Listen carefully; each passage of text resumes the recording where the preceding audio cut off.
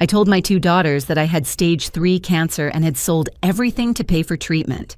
My successful daughter placed a $100 bill on the table and told me to take care of myself. My youngest daughter, who earns $15 an hour at a small diner, gave me her only bed and worked herself to exhaustion. That night, when I saw her curled up on the floor, I called my lawyer. 1 week later, at a charity gala beneath crystal chandeliers, the truth lit up the screens, and $105 million didn't just change hands, it changed the very definition of family. I'm truly grateful you're here with me today. Before we go any further, tell me where you're listening from. What city? What country I love, seeing how far these stories travel and knowing who's on the other side of the screen. And if this story touches something personal for you, don't stay silent. Share a thought in the comments. I read more than you think. Please remember, while parts of this story are dramatized for storytelling and reflection, any similarities to real people or places are purely coincidental. What matters most is the lesson behind it. The dining table could seat 12, but tonight only one chair was occupied. I sat at the head of my Charleston mansion, $3.2 million of historic brick and wrought iron 18-foot ceilings, and a view of the Battery with a plate of reheated shrimp and grits going cold. 58 years old, 6 years a widow. $105 million in real estate holdings built from nothing but sweat and stubborn refusal to quit. But tonight I was just a mother waiting for the phone to ring. It did at 7:43 p.m. Mom, I need to talk to you. Not how are you? Not I miss you. Just straight to business. That was Rachel, my eldest, 33, a plastic surgeon in Beverly Hills, with a practice that pulled in over $2 million a year. Of course, sweetheart. What's going on? We're expanding. There's a property on Rodeo Drive, perfect location right next to the flagship Gucci store. But we need to move fast. $400,000 for the down payment. I set down my fork. $400,000. That's quite an investment, I said carefully. I know, but Mark ran the numbers. We'll triple revenue in 2 years. The space is zoned for surgical suites. We could add 2 more surgeons to the practice. Her voice was bright, confident, already counting future dollars. Can you wire it by Friday? We're competing with 2 other bidders. I looked at the photos on the mantle.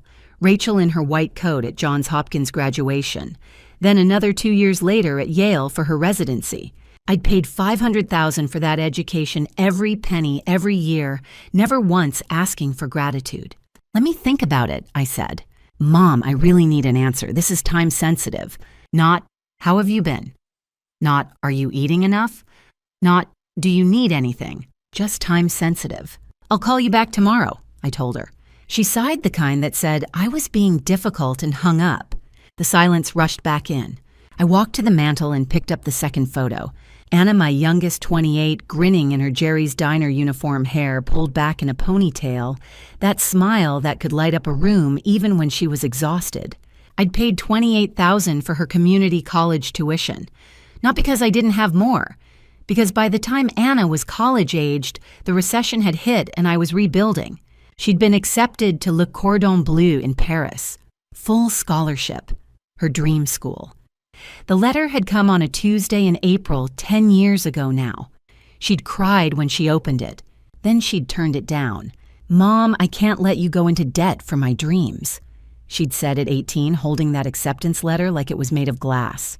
The scholarship covers tuition, but rent in Paris, food books. I'll stay here. I'll be fine. And she was fine. She served coffee and burgers at Jerry's for $15 an hour and saved every penny, dreaming of opening her own restaurant someday. A little place in Charleston. Nothing fancy, just good food, fair prices, and a table for anyone who needed one. Anna called every Thursday, just to talk, to ask about my garden, whether the magnolias were blooming, whether I'd been eating enough. Rachel called when she needed something. I set the photo down and returned to my cold dinner, but I couldn't eat. My husband's voice echoed the last real conversation before the illness took everything. Early June 6 years ago. He'd been in hospice at home in the bedroom upstairs that overlooked the garden. Elizabeth, he'd said, his hand weak in mine. You gave them everything, but you never tested whether they learned to give back. They're good girls, I'd protested. They're untested, he'd corrected gently. And one day you'll need to know, not for your sake, for theirs. I hadn't understood then. But tonight, staring at that empty table at the photos of two daughters who'd taken such different paths, a question burned. If I lost everything tomorrow, which one would stand by me? Not the one with the Beverly Hills practice and the $400,000 expansion plans. Not the one who'd gotten $500,000 in education and couldn't spare time to ask how I was. The one who called every week. The one who'd sacrificed Paris because she didn't want me to sacrifice more. Or would I be wrong? My husband had warned me. He'd said, "You gave them everything, but you never tested whether they learned to give back." Tonight I made a decision. I had a plan. A terrible, necessary plan. 3 days later, the phone rang at exactly 7 p.m. Thursday, like clockwork. "Mom, how was your week?" Not Rachel, Anna. I sank into the kitchen chair, relief flooding through me like warm water. "Hi, sweetheart." It was quiet. "Did you eat enough? You always forget when you're working." Her voice carried that gentle concern I'd come to crave like oxygen. "And how's the magnolia garden? Did the new tree take root?" We talked for 40 minutes. About soil, pH, and whether I should add more mulch. About the hummingbirds that had returned to the feeder. About the leak in my bathroom that I kept meaning to call a plumber about. "Mom, you can't just ignore it. Water damage gets expensive." She laughed. "I know a guy from the diner. He does side work. Want me to send him over?" "I can afford a plumber, honey." "I know. But why pay triple when Jerry's brother-in-law will do it for cost?" That was Anna, always thinking, always caring. Rachel hadn't called back. Not about the $400,000. Not to ask if I was alive. After Anna hung up, promising to call again next Thursday, I sat in the growing darkness of my kitchen, staring at the phone. 6 years ago on a Thursday, much like this one, I'd sat in this same chair making a very different kind of call. 17 calls to be exact. John had been in hospice care in our bedroom upstairs. The illness had spread faster than anyone predicted. The doctor said we had days, maybe a week. I'd called Rachel that morning. "Honey, you need to come home, now." "Mom, I'm at the Medical Association Gala in Los Angeles. Do you know how many connections I'm making here? This could change my entire practice."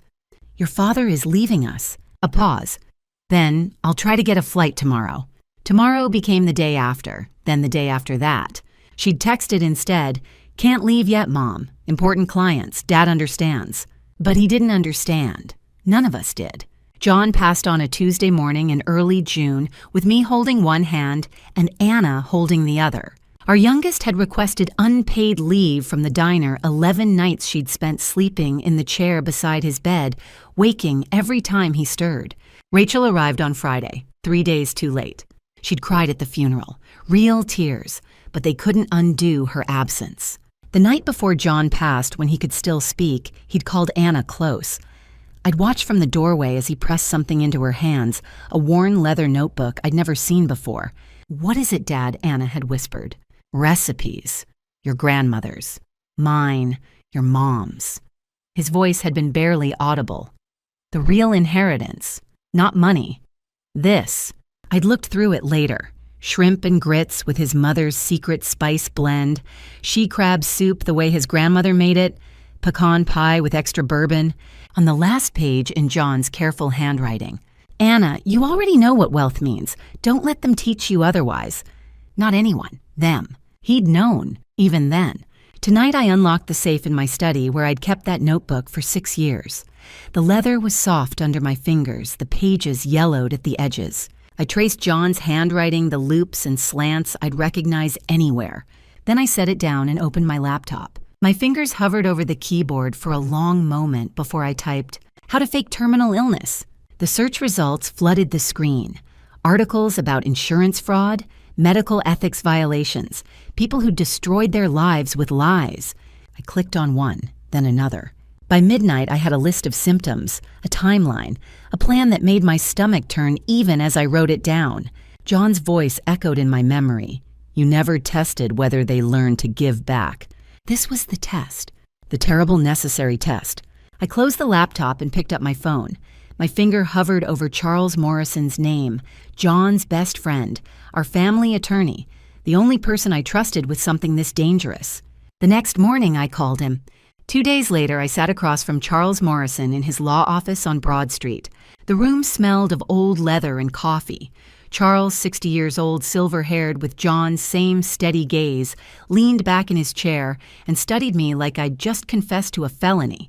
"You want a fake terminal illness?" he said slowly. "To test your daughters." "Yes." "Elizabeth." He set down his reading glasses. "This is dangerous. What if Anna sacrifices too much? What if you can't stop it in time? Then I'll know when to stop." He stood and walked to the window overlooking the historic district. Church steeples rose against the May sky. After a long silence, he turned back. "I'll help you, but only with 3 conditions." I leaned forward. 1, no actual harm to your health. You see a real doctor. We document everything. Agreed. 2, if Anna crosses into unsafe territory financially, physically, emotionally, we end this immediately. No exceptions. Agreed. 3, I retain the right to intervene at any point. If I think you're going too far, I pull the plug. I met his eyes. "You sound like John." "That's because he made me promise to protect you from yourself." His voice softened. "Even if that meant protecting you from your own plans." We shook hands. Over the next 8 days, Charles and I built my new identity. Not Elizabeth Hayes, real estate mogul, but Elizabeth Hayes, desperate woman with nothing left to lose. Day 1. Charles arranged an appointment with Dr. Richard Morrison, an oncologist and old friend. I went in for a real examination, real CT scan, real tests. The diagnosis came back benign ovarian cyst, harmless, treatable. The bills, however, were real.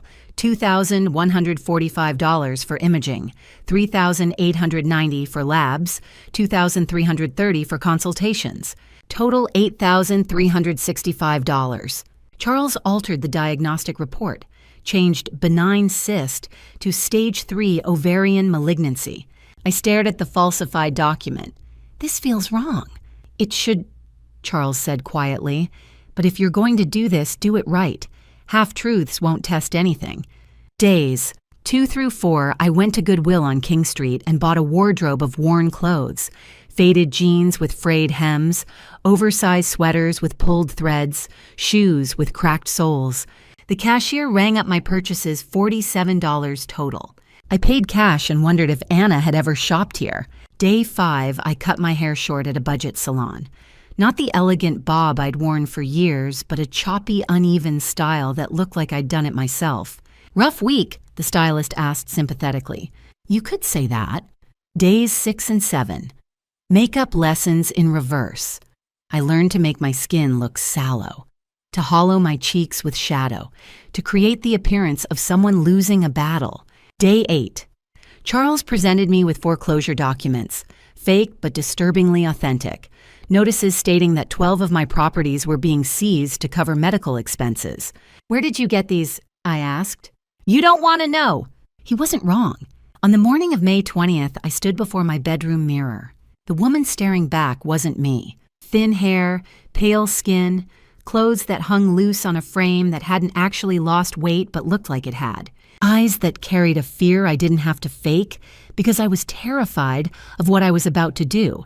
I picked up my phone and took a photo, sent it to Charles with 2 words, "I'm ready." His response came immediately. "God help us both." I packed a small bag. Not the designer luggage I usually traveled with, but a battered duffel I'd bought at the thrift store. Inside the fake medical documents, the foreclosure notices, 1 change of clothes, and John's notebook. I couldn't leave that behind. On May 21st, I boarded a plane to Los Angeles. I was going to see my daughter, the plastic surgeon who'd spent her life fixing faces, making people beautiful for a price. Let's see if she could fix this. The heat hit me the moment I stepped off the plane at LAX. Dry California heat that made my thrift store clothes cling to my back. I adjusted my worn duffel bag and headed for ground transportation. No taxi. I took the Metro bus, $1.75 toward Beverly Hills. The bus was half empty. I sat beside a man who carried everything he owned in 2 plastic bags. "Visiting someone?" he asked. "My daughter." His weathered face softened. "That's nice. My daughter's a lawyer in New York, big firm." He stared out the window. "Haven't heard from her in 6 years. My chest tightened. "I'm sorry." "Don't be. Successful people don't have time for this." He gestured at himself. I reached over and squeezed his hand. His fingers trembled slightly. "I'm Luis," he said. "Elizabeth." When I got off at my stop, he nodded. I nodded back. I wondered if Rachel would see her future in his eyes the way I'd seen mine. Beverly Hills was everything I'd imagined. Clean sidewalks, palm trees, cars worth more than houses. Rachel's office stood on Rodeo Drive, a 14-story glass tower. The sign read, Dr. Rachel Hayes, MD Aesthetic and Reconstructive Surgery. I positioned myself across the street and watched through floor-to-ceiling windows. White marble lobby, crystal chandeliers, 4 receptionists in black Armani suits, clients in Chanel and Rolex watches moving through like they owned the world. A price board caught my eye. Facelift, $35,000. Rhinoplasty, $18,000. Lip enhancement, $2,500. I touched the fake medical bills in my bag. $8,365. Rachel charged more for lip filler than my entire fabricated crisis. At 5:30, she emerged. 33 years old. Expensive blonde hair. Valentino dress I'd seen in magazines, $6,800. Red-soled Louboutin heels clicking against marble.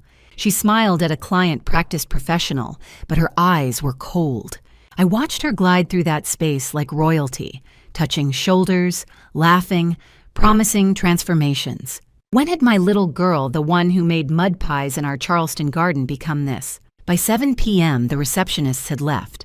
The clients trickled away. Only the 14th floor remained lit.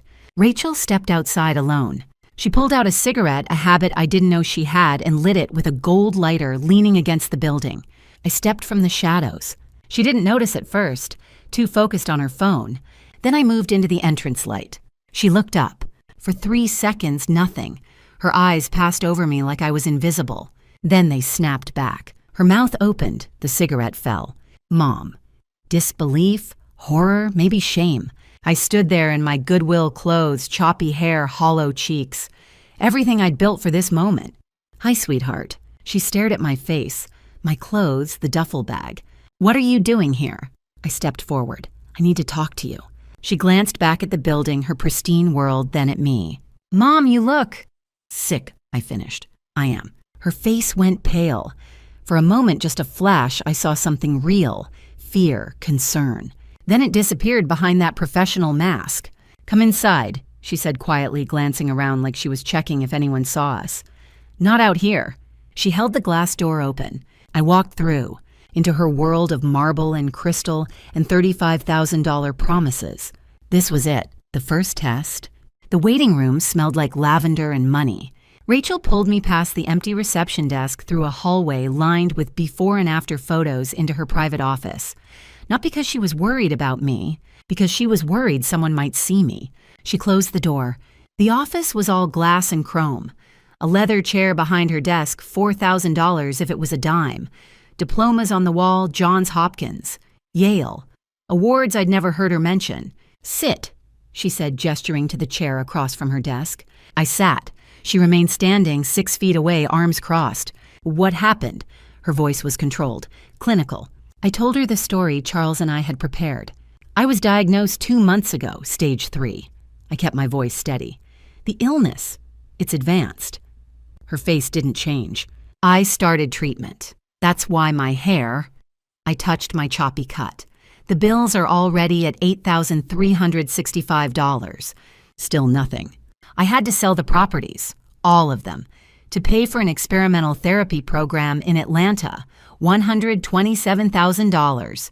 I pulled the fake documents from my bag, spread them on her pristine desk. "I have nothing left, Rachel. I'm sleeping in my car." She glanced at the papers, didn't pick them up.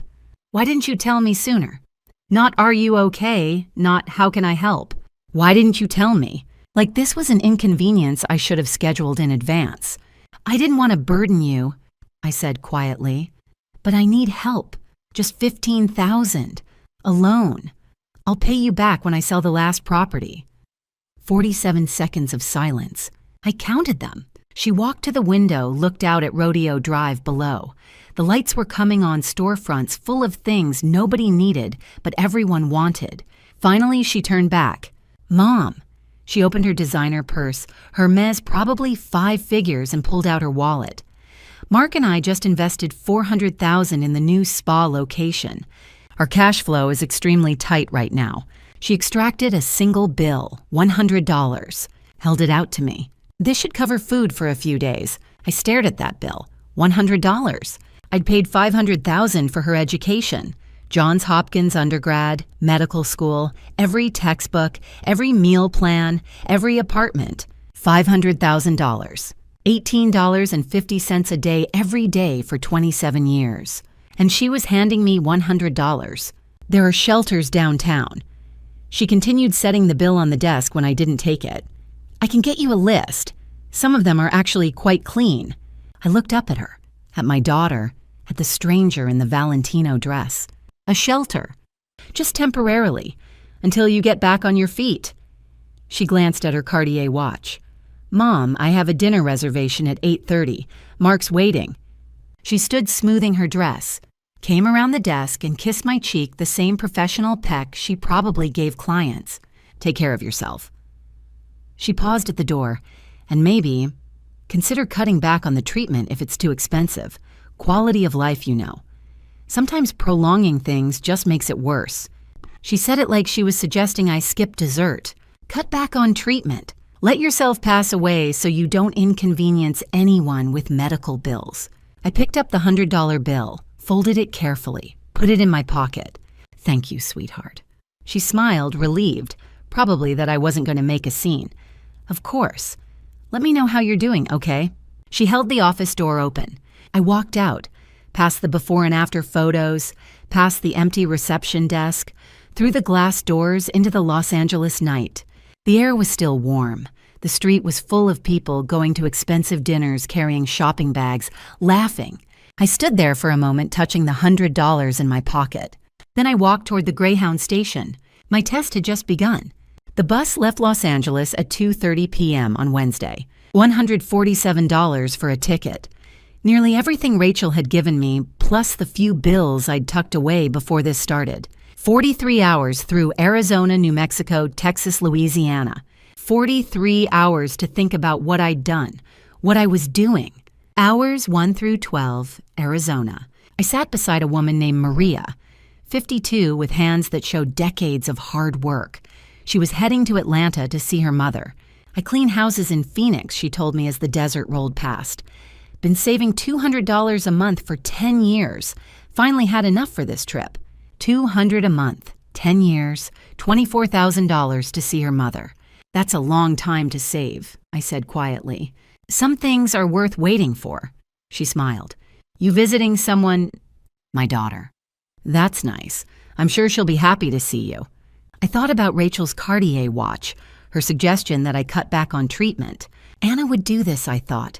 Anna would save $200 a month for 10 years if that's what it took. Hours 13 through 24, New Mexico/Texas. I couldn't sleep. The bus rocked. Other passengers dozed against windows, but I sat awake watching the desert stretch endlessly in every direction, like the distance between me and Rachel. I opened my phone and typed a note. Test number 1. Failed. Daughter who has everything gave $100. Will daughter who has nothing give more? I stared at those words until my eyes burned. Hours 25 through 36, Louisiana. We stopped in Baton Rouge at 4 a.m. The station was fluorescent bright and empty except for a few other passengers and a young woman behind the coffee counter. She looked about 19. I bought coffee, $2.50. The most expensive thing I'd purchased since I started pretending to be broke. She handed me the cup, then paused, studying my face. You okay, ma'am? I must have looked as exhausted as I felt. Just a long trip. She glanced around, then reached under the counter and pulled out a muffin. Set it beside my coffee. On the house, she whispered. You look like you need it. I stared at that muffin. This girl, probably making minimum wage at 4 in the morning, giving me free food because I looked like I needed kindness. Thank you, I managed. Back on the bus, I ate that muffin in the bathroom and cried. Hours 37 through 43, Charleston. The bus pulled into Charleston at 9:30 p.m. Thursday. Meeting Street Station. I stepped off into humidity that wrapped around me like a blanket. home, my city. I didn't call a taxi. I couldn't. I was supposed to be someone who had nothing. So I walked 2.3 miles through downtown Charleston at night, past Rainbow Row, those famous colorful houses I'd photographed 1,000 times, past the Battery where the harbor stretched dark and endless, up toward King Street. My feet ached in my worn shoes, my duffel bag cut into my shoulder, but I needed this.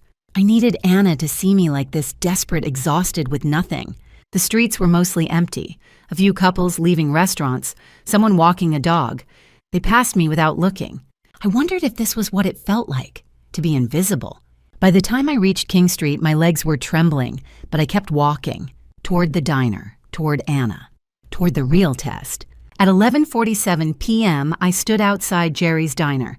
Through the window, I could see her, my youngest daughter, 28 years old, hair pulled back in a practical ponytail, white uniform with a name tag, carrying 3 plates balanced on her arms, smiling at customers like they were friends, not strangers paying for burgers. She looked tired, but happy. I watched her for one more moment, my daughter who'd turned down Paris to stay here, who called every Thursday, who gave free refills and extra napkins and probably listened to every customer's problems. Then I walked toward the door. The door chime rang when I pushed it open. Anna was pouring coffee at table 7. She turned and those blue eyes, John's eyes, went wide. "Mom!" The coffee pot slipped from her hands and shattered across the floor. She didn't care. She ran and wrapped her arms around me so tight I couldn't breathe. Not, "Why didn't you call?" Just, "You're freezing, you're soaking." What happened? "Anna." "Jerry," she called. An older man emerged from the kitchen, 67, gray hair, grease-stained apron. He'd been at John's funeral. He took one look at me and went pale. "Elizabeth." "Take her home," he told Anna. "I'll cover your shift." "But Jerry." "Go, take care of your mother." Anna grabbed her purse and my bag wrapped her arm around my waist, and we walked 8 blocks through Charleston. She didn't ask questions, just held me up. Finally, I told her the same story I'd told Rachel. I was diagnosed 2 months ago, advanced stage. I've been in treatment. I had to sell everything to pay for therapy in Atlanta. $127,000. Her grip tightened. "I went to Los Angeles to see Rachel. I thought she'd help." "What did she say?" "She gave me $100 and a homeless shelter address." Anna stopped walking, right there on the sidewalk. Tears streamed down her face. "She what?" "She had a dinner reservation. She was busy." Anna pulled me close and held me while she cried. Then she took my hand and we kept walking. Her apartment was a 3rd-floor walk-up, 320 square feet, 1-room, bedroom, living room, kitchen, a bathroom the size of a closet, an old refrigerator that rattled, but it was clean, warm, hers. "You take the bed. I'll sleep on the floor." "Anna, no." "Mom!" She gripped my shoulders. "You're sick. You take the bed." At 12:30 a.m., she cooked for me. Shrimp and grits, John's recipe. I watched her move around that tiny kitchen, the way she added spices, the extra cheese, the dash of hot sauce that made it perfect. She set the bowl in front of me. I took one bite and had to close my eyes. It tasted exactly like his. "Good," she asked softly. "Perfect." We ate at her small table, 2 chairs, scratched wood, one uneven leg. Her hand never left mine. After she tucked me into her bed, the only bed with her only blanket. "Get some sleep, Mom. We'll figure this out in the morning." She kissed my forehead. I lay in the dark, wrapped in her blanket, the one she'd give up to sleep on the floor. Then I heard her slip into the bathroom. The door clicked shut. Her voice came through low and urgent. "Jerry, it's me. Can I pick up extra shifts, as many as you can give me?" A pause. "I need money, fast." My chest tightened. "I don't care what shifts, overnight, mornings, whatever. I just need to help my mom." I stared at the ceiling. What had I done? I'd wanted to test her love, to see if she'd sacrifice. But lying there in her bed, listening to her beg for extra work, I realized something terrifying. She would sacrifice everything, and I might not be able to stop her in time. The weekend passed like a dream I couldn't wake from. Friday through Sunday, May 24th to 26th. 3 days in Anna's 320-square-foot apartment while she worked morning shifts, 6 a.m. to 2 p.m., then came home to cook, to sit beside me, to tell stories about the diner and customers and her someday restaurant. Friday. Anna asked about the medical bills. I showed her the documents Charles had prepared. $8,365. Diagnostic tests, consultations, treatment plans. She studied them for a long time. Her finger traced the numbers, the hospital names, the dates. She didn't say anything, just folded the papers carefully and handed them back. Saturday, she took me to a free clinic on Meeting Street. A volunteer doctor examined me, asked questions I'd rehearsed answers for, wrote a prescription for pain medication. Anna paid $15 from her own pocket money she probably needed for groceries. On the walk home, she asked, "Mom, how much do you need total for the treatment?" I kept my voice steady. $45,000 for the experimental program in Atlanta. It's my only real chance. She nodded, didn't flinch at the number, just nodded. Sunday. She made Sunday dinner. Fried chicken, collard greens, cornbread, the meal her father used to make every week. We ate at her small table, and for a moment I could almost pretend everything was normal. After dinner, she took my hands. "Mom, I need to tell you something. I talked to Jerry." My chest tightened. "Starting tomorrow night, I'm switching to graveyard shifts." Anna, 11 p.m. to 7 a.m., 7 days a week. Her voice was calm, determined. They pay $18 an hour instead of $15. Plus, late-night tips are better. People are more generous when they're the only ones in the diner. She pulled out a notebook, showed me calculations in her neat handwriting. "In 6 weeks, I can save $4,000. It's not much, but it's a start. Then we figure out the rest." $4,000. 6 weeks of overnight shifts, 7 days a week. "No." I gripped her shoulders. "You'll destroy your health." She smiled. That smile. John's smile when he'd made up his mind about something and nothing could change it. "Mom, you gave me everything, literally everything. I can give up sleep for 6 weeks. Anna, please." "I already told Jerry yes, I start tomorrow night." I looked into her eyes, 28 years old, blue like her father's, full of nothing but pure love. No calculation, no hesitation, no doubt, just love. Inside my head, I was screaming, "Stop this now, call Charles, end it." But I needed to know, needed to see how far she would go, needed to understand what Rachel had refused to give. "You don't have to do this," I whispered. "Yes, I do." She squeezed my hands. "You do it for me. You have done it for me. My whole life." She stood and started clearing dishes. "Get some rest, Mom. I'm working the morning shift tomorrow, then I'll sleep in the afternoon before the overnight. We'll make this work." That night, Sunday night, I lay in her bed, the one she'd given up, and stared at the ceiling. Tomorrow she'd start. Graveyard shifts. 11 p.m. to 7 a.m. every single night. For me. For a lie. I couldn't sleep. Monday night, 11 o'clock, May 27th. I watched Anna leave the apartment in her Jerry's Diner uniform. She turned at the door, waved, smiled, but I saw the shadows already forming under her eyes. Week 1, May 27th through June 2nd. The first 2 nights she maintained a routine. Home at 7 a.m., sleep until 1 p.m., 5 hours. Wake to cook for me, she insisted on cooking, wouldn't let me touch the stove. Then back to sleep from 3 to 6 p.m., another 3 hours. 8 hours total. Not enough, but survivable. I watched her move through those days like she was walking underwater. Slower, heavier. Nights 3 and 4 the weekend, the diner was busier. She didn't get home until 8:15 a.m.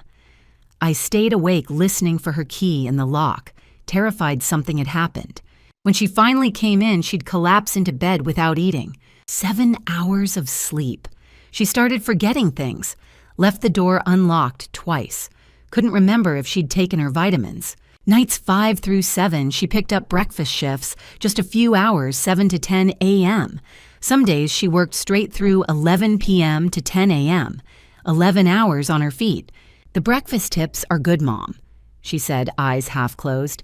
"Every bit helps." 5 to 6 hours of sleep a day. I saw her hands shake when she poured my coffee. Week 2, June 3rd through June 9th. Night 8, I woke at 3 a.m.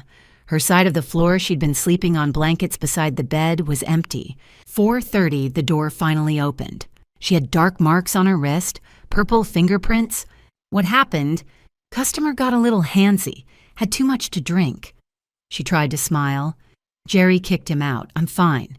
But when she tried to unlock the bathroom door, her hands shook so badly she dropped the key twice. Night 10. She came home at 7:45 and collapsed on the couch, fully dressed. I knelt beside her and carefully removed her shoes. Her feet were swollen to twice their normal size. Her white socks had dark red stains where blisters had burst and bled through. I carried those socks to the bathroom and cried where she wouldn't hear me. By nights 12 through 14, she'd lost 8 pounds. Her uniform hung loose. Her face looked more sunken than mine, and I was supposed to be terminally ill. But she still smiled every morning. Only 2 more weeks, Mom. We're halfway there. Sunday, June 9th. At 6 p.m., someone knocked. A man in his 40s stood there holding a grocery bag. Mrs. Hayes, I'm Pete. I'm a regular at Jerry's. He held out the bag. Inside eggs, milk, bread, chicken. Real food. I've known Anna 3 years. She serves breakfast to my kids every Sunday. Remembers their names? My daughter's allergic to strawberries. Anna always remembers, always checks before serving anything. His voice cracked. This week I watched her fall asleep standing up while pouring coffee. She caught herself before the pot dropped. Smiled like nothing happened. He met my eyes. Ma'am, she's destroying herself. I don't know your situation, but please, whatever this is, make her stop. I took the groceries, thanked him. After he left, I sat on the floor holding that bag and cried for 40 minutes. A stranger had brought us food because he could see what I was doing to my daughter. That night, Anna came home at 8 a.m. How much have you saved? I asked. She smiled, exhausted, proud. $2,100, right on track. $2,100. 14 nights of graveyard shifts. Bruises, bleeding feet, 8 pounds gone. And she thought we were on track. I'm so proud of you, sweetheart. I was. I was also destroying her. That night, Monday, June 10th, I lay in her bed staring at the ceiling. Something felt wrong. Deeply wrong. At 2:47 a.m., I made a decision. I had to see it for myself. I woke at 3 a.m. on Wednesday, June 12th. Anna had been at work for 4 hours. I pulled on my jacket and walked the 8 blocks to Jerry's diner. The streets were empty, silent except for my footsteps and the distant hum of late-night traffic. The air was thick with humidity, the kind that clings to your skin. At 3:24, I stood outside the back window, the one that looked out on the dumpsters and the employee break area. Inside, I could see her. Anna was wiping down tables, moving like a robot, mechanical, slow. 2 men sat in the corner booth, 40s maybe, loud.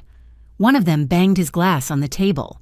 Hey, sweetheart, another round. Anna carried 2 beers over. The one in the red shirt grabbed her wrist as she set the bottles down, pulled her toward him. Come on, give us a smile. She tried to pull away. He held tighter. His friend laughed. Jerry was in the kitchen. Couldn't see. I pressed my hand against the window, ready to go inside. Anna yanked free, stepped back, said something I couldn't hear. The man let go, still laughing. She walked away, rubbing her wrist. At 3:47, the back door opened. Anna stepped out, carrying a trash bag. She saw me. Her eyes went wide. Mom, what are you doing here? I couldn't sleep. I wanted to see you. She set down the bag and came over, glancing back at the diner. Mom, you shouldn't be walking around alone at this hour. Under the dim security light, I saw everything. Fresh bruises on her arm, purple fingerprints where that man had grabbed her, a small cut on her finger from a knife slipping while slicing lemons, probably. Red-rimmed eyes. She hadn't slept in 48 hours straight. She was trembling, not from cold, from exhaustion. I pulled her into my arms right there among the dumpsters at 3:52 in the morning. Mom, I'm okay, really, only 3 more weeks. I've already saved $2,100. By mid-July, I'll have $4,000. Then we figure out the rest. She pulled back her eyes, bright with plans. I can pick up dishwashing shifts at the Ordinary, that restaurant downtown. They pay $20 an hour. Or, she swallowed. I can sell my car. It's worth $8,000. That's $12,000 total. I put my hand over her mouth. No. But Mom, no more. Tears filled her eyes. But you'll pass away. I cupped her face in my hands. I would rather lose myself than watch you destroy yourself for me. Mom, please, Anna, no more. She broke down. Right there by the dumpsters, she sobbed into my shoulder while I held her. After a moment, I walked her back inside, found Jerry in the kitchen. "She's sick, I'm taking her home." He took one look at her face and nodded. "Go, I'll handle it." We walked the 8 blocks back to her apartment. She leaned on me the whole way. At 4 a.m., I tucked her into bed, her bed, the one she'd given up for me. "Sleep, sweetheart, everything's going to be okay." "Promise." "I promise." Within minutes, she was asleep. The kind of sleep that looks like passing out. Deep. Desperate. I sat on the floor beside the bed and watched her breathe. Then I pulled out my phone. 4:17 a.m. I texted Charles 4 words. "It's time. End this." The next morning, I woke Anna at 2 p.m. She'd slept nearly 10 hours, the first real sleep she'd had in 2 weeks.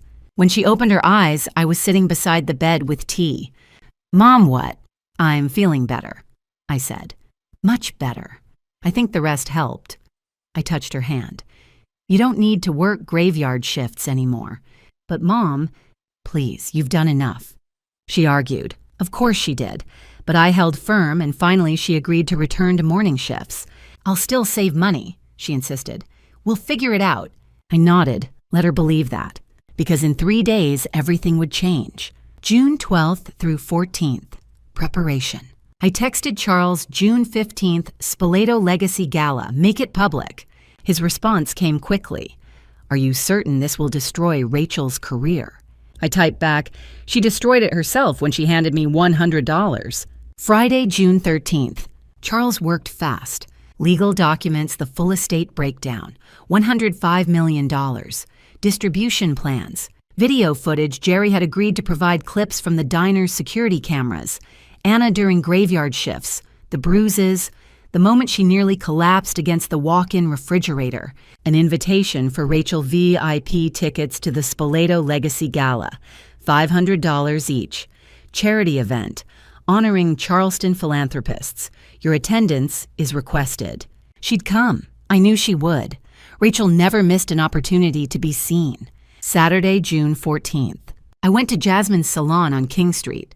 "Make me look like myself again," I told the stylist. She cut away the choppy, uneven style, shaped it into something elegant. $150. Charles paid. Professional makeup, not the hollow, sallow look I'd been wearing, but color. Life. And a dress Oscar de la Renta, $2,800, borrowed from a friend I hadn't spoken to in years. Navy blue. Simple. Powerful. When I looked in the mirror, CEO Elizabeth Hayes looked back.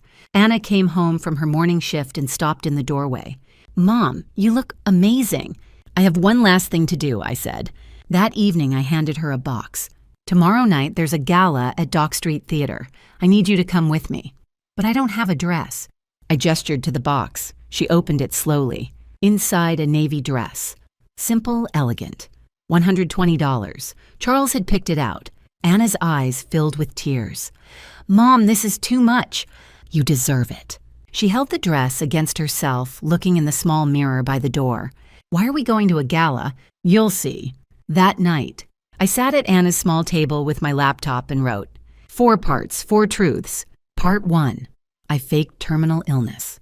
Part 2, I tested my daughters. Part 3, the truth about John's passing, how Rachel missed his final days, how Anna stayed. Part 4, the will, the estate, the consequences. I wrote and rewrote until the words were exactly right, until they would cut the way they needed to. Sunday, June 15th, 7 p.m. Anna and I stood outside Dock Street Theater. The historic building glowed with lights. Luxury cars lined the street, women in gowns, men in tuxedos. Charleston's elite. Through the tall windows, I could see them inside. Politicians, doctors, lawyers, the people who ran this city. And Rachel. She'd flown in from Los Angeles. I'd seen her arrival on the guest list Charles sent me. She hadn't called, hadn't texted. Not once since the day she'd handed me $100 and suggested a homeless shelter. "Mom." Anna touched my arm. "Are you ready?" I looked at my youngest daughter in her navy dress. At the girl who'd given up Paris, who'd worked herself to breaking, who'd offered to sell her car. Then I looked through those windows at my eldest daughter, at the woman in designer clothes who'd given me pocket change. "Yes," I said, "I'm ready." Tonight, Rachel would learn what that $100 truly cost. If you're still here with me, comment 11 below so I know you're walking this journey all the way to the end. And let me ask you something. If you were in my place, what would you do? Would you expose the truth in front of everyone? Or would you protect your family's name and stay silent? Tell me your choice in the comments, because what happens next will change everything. And before we move forward, please note that parts of the upcoming story include dramatized elements created for reflection and storytelling. If this style isn't for you, you're free to stop here. The room fell silent when my face appeared on the screens. 400 guests in evening gowns and tuxedos looked up from their champagne glasses. The ballroom of Dock Street Theater glittered with crystal chandeliers and gold trim. Politicians sat beside doctors. Lawyers chatted with real estate moguls. Charleston's elite gathered for the Spoleto Legacy Gala. And Rachel, front row VIP table, wearing an Eli Saab gown that cost $12,000, her hair perfectly styled, her makeup flawless. I stood on stage with a microphone in my trembling hand. Good evening, Charleston. My name is Elizabeth Hayes. Some of you know me as the founder of Hayes Properties. I paused, letting the name register. Tonight, I'm here as a mother. Confused glances, polite attention. 6 weeks ago, I did something terrible. My voice echoed through the sound system. I faked terminal illness. The whispers erupted immediately, a wave of shock rippling from table to table. Rachel shot to her feet, champagne flute falling from her hand and shattering on the floor.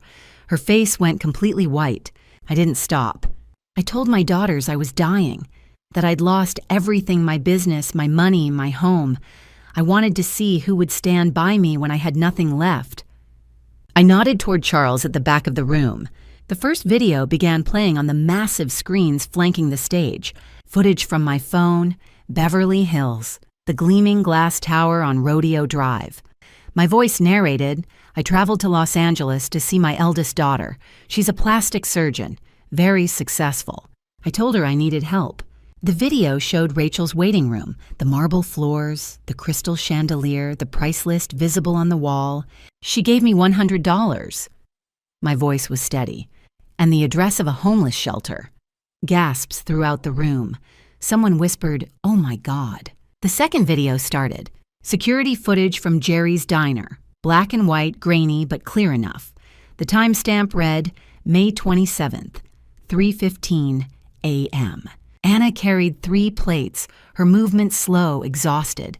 Another clip, bruises visible on her forearm where someone had grabbed her. Another, her leaning heavily against the walk-in refrigerator door, eyes closed, then forcing herself upright to keep working. The timestamps rolled through 2 weeks, May 27th, May 30th, June 2nd, June 5th, June 9th, June 12th. 112 hours every week. People in the audience were crying now. I saw a woman cover her mouth with her hand. The third video played, the diner's back camera. June 12th, 3:52 a.m. Anna and me by the dumpsters, in the dim security light. Her voice came through the speakers. I can sell my car, Mom. It's worth $8,000. That gives us $12,000 total. The room was utterly silent. I looked directly at Rachel. She was still standing, frozen tears streaming down her face. My eldest daughter is Dr. Rachel Hayes, right there. I pointed. A plastic surgeon who charges $35,000 for a single facelift. Rachel's hands flew to cover her face. I paid $500,000 for her education. Johns Hopkins, medical school, every textbook, every apartment, every meal. My voice broke slightly. And when she thought I was dying, she gave me $100. I gestured to Anna beside me in her simple navy dress. My youngest daughter is Anna Hayes, a waitress at Jerry's Diner. She makes $15 an hour. Anna squeezed my hand. I paid $28,000 for her education, all I could afford during the recession. And she gave me 112 hours of work every week, her health, her sleep, and offered to sell her car, the only valuable thing she owned. Rachel tried to move toward the exit. Mark grabbed her wrist and pulled her back down. "Sit," he hissed. She collapsed into her chair, shoulders shaking. I let the silence stretch. Tonight, I'm here to announce my estate decisions, how I'll distribute $105 million. Murmurs throughout the crowd, $105 million. But there's one more truth to tell first. I paused. About a man who saw this coming 6 years ago. The room remained silent as I began again. Anna's hand gripped mine so tight I felt her pulse racing. 6 years ago, my husband John Hayes passed away, the same illness I faked to test you all tonight. I let that settle. During his final weeks in early June, I called my eldest daughter 17 times. 17. She was in Los Angeles at a medical association gala, building her network, making connections. My throat tightened, but I pushed through. She texted, "Can't leave Mom, important clients." Rachel came home 3 days after her father passed. She missed his last words, his last breath, everything. A new video appeared on the screens. Footage from my phone, shaky intimate. John in our bed at home June 2nd, 6 years earlier. Hospice equipment surrounding him. The video showed me holding his hand, my face wet with tears. "She's not coming." John's voice was barely audible through the speakers. "She made her choice, Elizabeth. People show you who they are. Believe them." The camera shifted slightly. Anna was visible asleep in a chair beside the bed, her head resting on the mattress, her hand wrapped around John's free hand. "That one," John whispered, looking at her. "She already knows." The ballroom filled with the sound of crying. Not polite sniffles, deep, wrenching sobs from people who understood what they were witnessing. Rachel stood her chair, scraping loudly. "Stop it, please!" I met her eyes. Before John left us, he wrote a will. He asked me to do this to test our daughters before distributing his estate. My voice was steady now. He said, "Give them a chance to prove they remember what I taught them." I turned to Charles. "Tonight, I honor his final wish." Charles stepped onto the stage with a leather folder. The screens behind us displayed the numbers as he read. The estate of John and Elizabeth Hayes totals $105 million. Hayes Properties real estate portfolio, $78 million. Investment accounts, $22 million. Additional holdings, $5 million. Whispers rippled through the crowd. $105 million. Distribution: Anna Hayes receives $75 million. Full ownership of Hayes Properties. The Charleston family residence valued at $3.2 million. Seed funding for John's Table restaurant. No conditions. Anna gasped beside me. Her legs buckled slightly. I steadied her. Rachel Hayes receives $15 million contingent upon 3 conditions to be completed within 2 years. 200 hours of community service at medical clinics and homeless shelters. 1 year of family therapy. A written apology to Anna Hayes read publicly. Failure to meet these terms results in the $15 million being donated to Charleston Free Clinic. Rachel's face was buried in her hands now.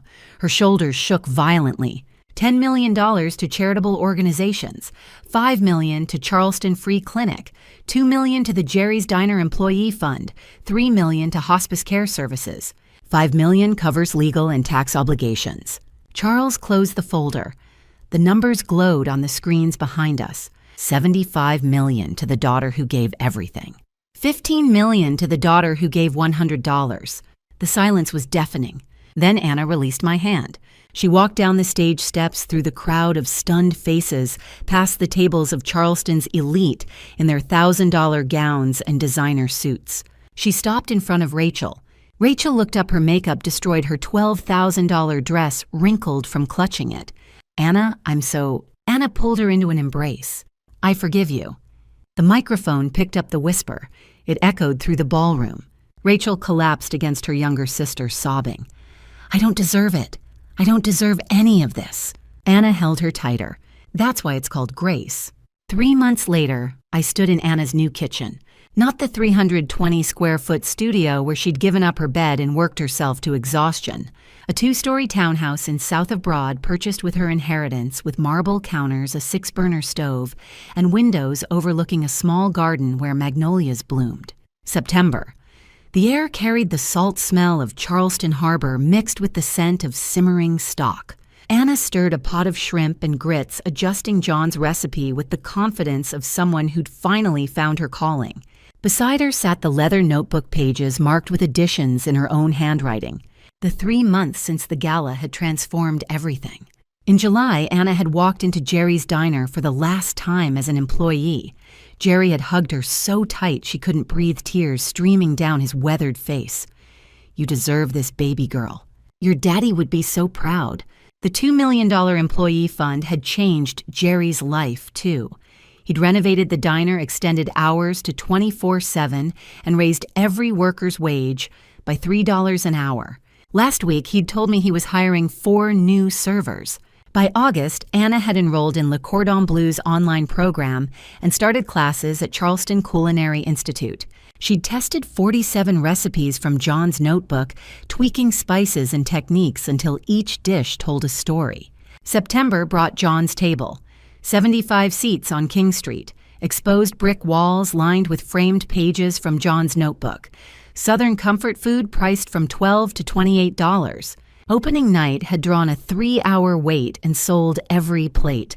I'd watched Anna move through that dining room like she was born to it. Rachel's transformation had been harder, more painful. The video reached 8.3 million views within a week. Headlines screamed, "Plastic surgeon gave desperate mother $100. Her Beverly Hills practice hemorrhage client 70% gone in 10 days. The California Medical Board launched an ethics investigation. They found no grounds for license revocation. She hadn't violated medical protocols, but her reputation was ashes. By late July, she'd closed Beverly Hills. Mark had packed their apartment without complaint. "We'll rebuild," he'd said simply, "together." Rachel opened a small practice in Charleston, reconstructive surgery for burn survivors, accident victims, people who needed healing more than beauty. She reserved 40% of her schedule for pro bono work. Every Saturday, she spent 8 hours at Charleston Free Clinic, suturing lacerations, removing suspicious moles, holding the hands of patients who couldn't afford care elsewhere. She'd logged 80 hours toward her required 200. Tonight was September 15th, our first real family dinner since everything changed. Anna's dining table seated 8, though only 4 chairs were filled. Handmade walnut still smelling faintly of wood polish. Me at one end. Anna and Rachel on opposite sides. Mark beside Rachel. The meal was pure John. Shrimp and grits with his secret spice blend. She crab soup rich with cream. Pecan pie cooling on the windowsill. After we ate, Rachel stood. Her hands trembled as she unfolded a piece of paper, the required apology letter. "Anna," her voice cracked. "I'm sorry I let success make me forget what Dad taught us. I'm sorry I measured wealth in dollars instead of sacrifice." Tears spilled over. "I'm sorry I gave Mom $100 when you gave her everything." She looked up, mascara running. "I don't deserve your forgiveness, but I'll spend my life earning it." Anna rose and took her sister's hands. "We're family. That's what matters." They embraced. Mark wiped his eyes. I couldn't speak through the lump in my throat. Afterward, we moved to the porch. The sun was setting over Charleston Harbor, painting the water in golds and pinks. Rachel leaned her head on Anna's shoulder. Anna rested against her. 2 sisters who'd been continents apart now breathing in sync. I remembered John's words from 6 years ago. They'll find their way back. It'll hurt, but they'll heal. He'd been right. We were becoming a family again. Not what we'd been before. Something rebuilt from broken pieces. But family nonetheless. June 8th, 1 year since the gala. The anniversary of the day we lost him. 7 years now. We stood together at Magnolia Cemetery under a sky so blue it hurt to look at. The 3 of us, me, Anna, Rachel, holding white magnolias, the kind John always brought home on Fridays. The kind that bloomed in our backyard every spring. The kind that now grew outside every location of John's table. Anna placed hers first. Her hands were steadier than they'd been a year ago. Steadier than they'd been that night. She came home at 4:30 in the morning with bruises on her wrists and blood on her socks. Steadier than the night she offered to sell her car, her only asset worth $8,000 to save a mother who was lying to her. She cleared her throat. "Dad, I wanted to tell you about the restaurants." Her voice was quiet but strong. John's table has 2 locations now. Charleston on King Street, Savannah on River Street. 45 employees total. Most of them are single parents. Some are veterans. A few were homeless before we hired them. We made $1.8 million this year, but that's not the number that matters. She paused, wiping her eyes. The number that matters is this. We've served 38,000 meals on Pay What You Can Sundays. 38,000 times someone sat at a table and didn't have to choose between dignity and hunger. That's what you taught me, Dad. That's what I'm building. She smiled through her tears. And tonight we're heading to Colombia. Location number 3 opens this fall. Rachel stepped forward next. She placed her magnolias beside Anna's. Her hands shook slightly. She'd lost weight this past year. Not from stress, but from work, physical, exhausting, meaningful work. She looked at the headstone for a long moment before she spoke. Dad, I finished my 200 hours. All of them at the Charleston Free Clinic. I met a man there last month, 63 years old, homeless for 20 years. He had scars all over his face from a fire. 3rd-degree burns. He told me he stopped looking in mirrors 15 years ago.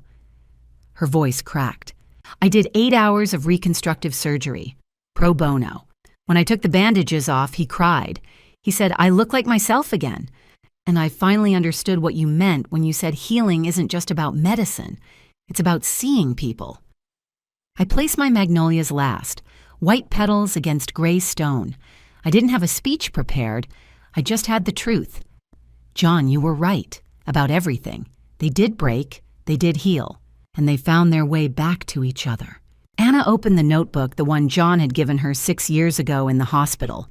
The one with recipes for shrimp and grits, she-crab soup, pecan pie. The one that ended with a letter he'd written to me dated 2 days before he passed away. She read the last page aloud. Elizabeth, if you're reading this, it means the girls have come back to each other. You tested them. I knew you would. But here's the test that matters. Did you learn what I learned? Wealth isn't what you earn. It's what you give when giving costs you everything. It's not the 105 million. It's the girl who sleeps on the floor so her mother can have the bed. That's the inheritance that lasts. We walked back to the car together, Anna's arm around Rachel, Rachel's head on Anna's shoulder, me behind them watching 2 daughters who'd been strangers learn to be sisters again. Tonight we'd drive to Colombia to scout the 3rd location. Tomorrow we'd start building something new. And every day after that, we'd prove John right one more time. She was right. She'd always been right. That fall, John's Table opened its 3rd location in Columbia, South Carolina. 200 guests filled Main Street for the grand opening. Local press, food critics, politicians, and us, the family who'd built this from love and broken pieces. 1 year since the gala, 3 restaurants now. Charleston's King Street, where it all started. Savannah's River Street, overlooking the water. And now Columbia's Main Street in the heart of South Carolina's capital. 62 employees across 3 locations. 40% were single parents, veterans, people rebuilding after homelessness. Anna had insisted on it.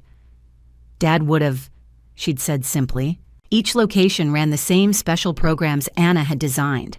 Pay What You Can Sundays. If you couldn't afford a meal, you worked 2 hours washing dishes or bussing tables. 10% of all profits went directly to employees as bonuses.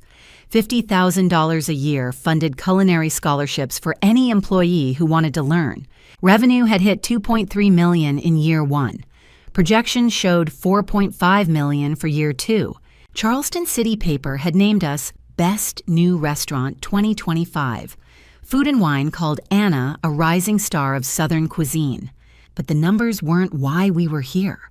Anna, Rachel, and I stood before the entrance. Above the door hung a bronze plaque Anna had commissioned. John's Table, founded in memory of John Hayes, 1967 to 2019, where love is the first ingredient and everyone has a seat. Anna cut the ribbon with kitchen shears from John's old set. The door opened. The first customer to walk through was a man I hadn't seen in over a year. Gray hair, weathered face, but standing straighter now. Clean clothes, clear eyes. Luis.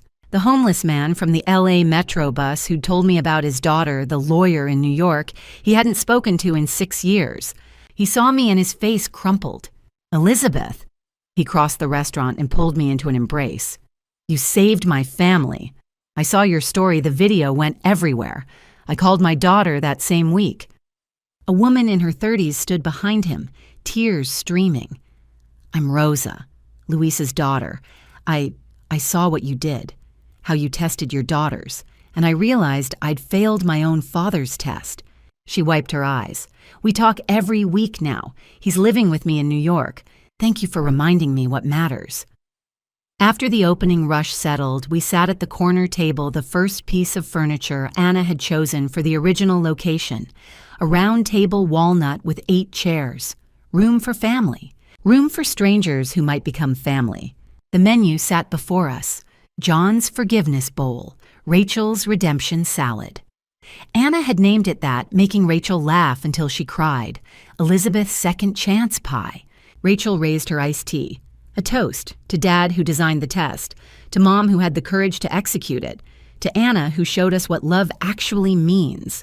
Anna lifted her glass. To family, the one we're born into and the one we choose to rebuild. I raised mine last. To John, he said wealth is measured by what we give. Tonight, looking at you both, I'm the richest woman alive. We drank, we ate, we laughed. As the sun set through Columbia's windows, painting everything gold, I watched my daughters. Rachel, whose reputation bore scars but whose hands held Anna's across the table.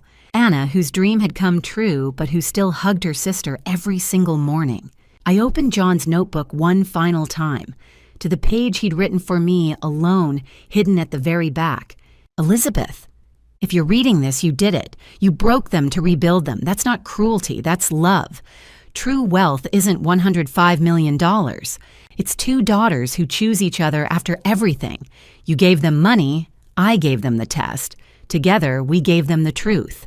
I closed the book, looked up at the ceiling where the evening light cast shadows. I saw 3 women reflected in the restaurant windows. Not perfect, but whole. If you're listening to this story, ask yourself, if you lost everything tomorrow, who would stand by you? Not because they have to, because they choose to. That's the real test. And that, my friends, is the only wealth that matters. Looking back now, I see a woman who almost destroyed everything she loved to prove a point. That's what family drama stories do. They teach us the hardest lessons when we're least prepared to learn them. If you're reading this as one of my grandma's stories, please learn from my mistakes. Don't test the people you love. Don't wait for a crisis to show them what they mean to you. I spent 6 weeks pretending to face the end, watching my daughters reveal who they truly were. Anna gave everything, her health, her safety, her one asset, without hesitation. Rachel gave $100 and directions to a homeless shelter. The contrast nearly broke us all. But here's what family drama stories teach us: they're not about who fails the test. They're about whether we're brave enough to heal afterward. My grandma's stories always taught me that wealth was something you built with your hands and protected with your life. I was wrong. Real wealth is measured by who stands beside you when everything else is gone. It's Anna teaching Rachel to cook on Sunday mornings. It's Rachel performing 8-hour surgeries for veterans who can't pay. It's 3 women who were shattered learning to be whole again. The Bible says, test everything, hold fast to what is good. I tested my daughters, yes, but I also tested myself and nearly failed. Another verse says, love bears all things. Anna taught me that. Rachel is learning it, and I'm still trying to believe I deserve it. So here's my advice from these grandma stories. Don't be like me. Don't gamble with your family's trust. Don't sacrifice your health or sanity or soul to teach someone a lesson. Most family drama stories end with regret. Mine almost did. Just love them, forgive them, stand with them. This content includes dramatized storytelling elements for educational purposes. Some details are fictionalized, but the lessons and messages are entirely valuable. If this style doesn't suit you, that's okay. Please seek content that better fits your needs.